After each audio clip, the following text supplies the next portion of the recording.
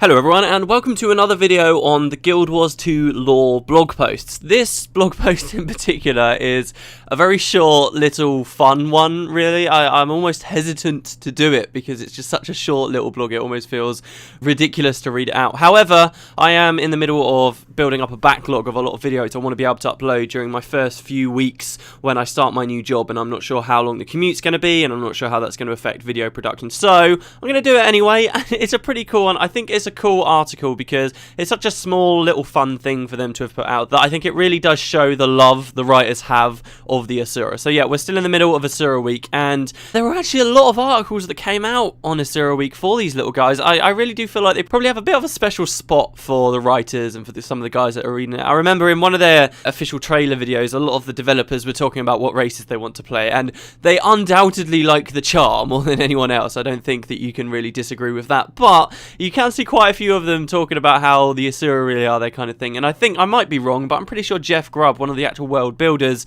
says that he quite likes the Asura as well. And in fact, this blog post here is written by Jeff Grubb. It's a very cool little one. The premise is that what would happen essentially if you had an agony aunt in a magazine that was an Asura. They've called it Hey Bookah, and that's the screen you can see there. The footage in the background is me playing through some challenge missions a couple of weeks ago now. It's a bit long overdue really, but that's me in the background playing with you guys, the viewers there in Guild Wars 1. We were doing a couple of challenge missions, and because this is such a short article, it will probably be the same footage in at least the next video as well. But yeah, so let's get to it. Hey Bookah, smart Asura answers to stupid questions. Right, so the Asura are known throughout Tyria for their analytical approach to life and the pragmatic way they handle problems. So who is better suited to dispensing doses of wisdom to the cranially challenged than an Asura advice columnist? Alright, well, we will see. So the first question comes in. It says, hey, dear Bookah, as an engineer, I enjoy tinkering with gadgets and gear, like my new lemonade turret. The trouble is, my lemonade ends up tasting like gunpowder and machine oil. What am I doing wrong? Signed, Arid in Ascalon. Okay, and the Asura writes back, hey Arid Bookah, you're not, in case you guys aren't aware, by the way, I should probably say this, Bookah, it was a term that was introduced in Guild Wars 1, it's a derogatory term that the Asura used to refer to other races, in particular humans. It did have a place in Asuran speech many years ago. It was essentially a word that Asura would use for, like, the boogie monster to children Asura, but it seems like over the 250 years from the first game to now Guild Wars 2, Bookah is definitely used more in reference to being a derogatory term for humans, which is quite funny. So, hey, Arid Bookah, you're doing nothing wrong, he says. Only the small-minded and pedantic would insist that rotary-delivered lemonade tastes like previous, outmoded versions. Turn your mind into proper marketing, I say. You don't have a lemonade turret, you have a fresh, lemon-scented ammunition. Brilliant! When life gives you lemons, shoot them back at life. At high velocity. Okay, so these are the kind of things we're going to be getting here. Hopefully it will give you guys a good chuckle. There are, what, 5 of these? The next one comes in from Lonely in Lion's Arch, who says, dear Hey Bookah, I'm a handsome young warrior who's fallen in love with a cute girl, but she only wants to love me for my mind. How can I convince her that my muscles are as cool as my brain? Like this would ever happen in real world. Okay, so signed, Lonely in Lion's Arch.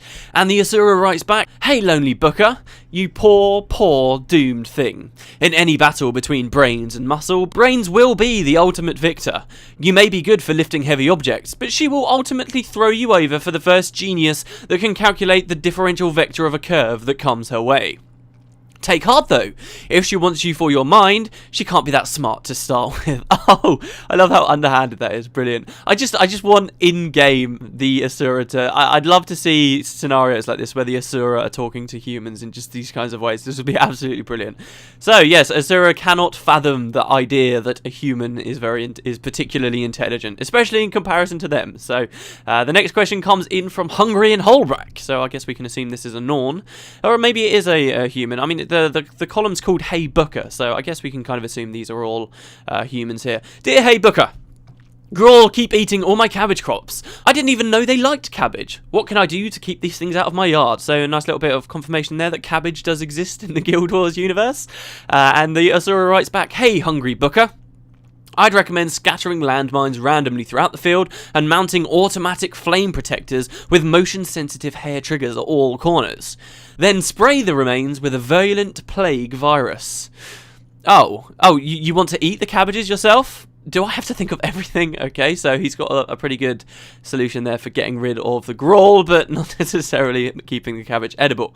Well, the next and final question comes in from Exasperated Elementalist, who says, Dear Hey Bookah, I'm a human elementalist who runs with a couple of Blood Legion Char warriors.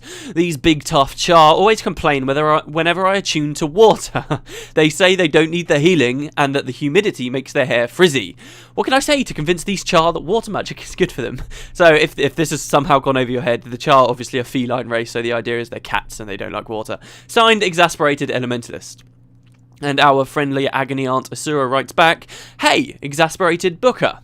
What is this runs with nonsense? Char are larger than you are, and therefore dumber. This is a proven fact. This is why Asura are shorter than you, and far smarter. You should not be running with the Blood Legion. You should be driving them before you, more terrified of your mystic spray bottle than of any foe they face.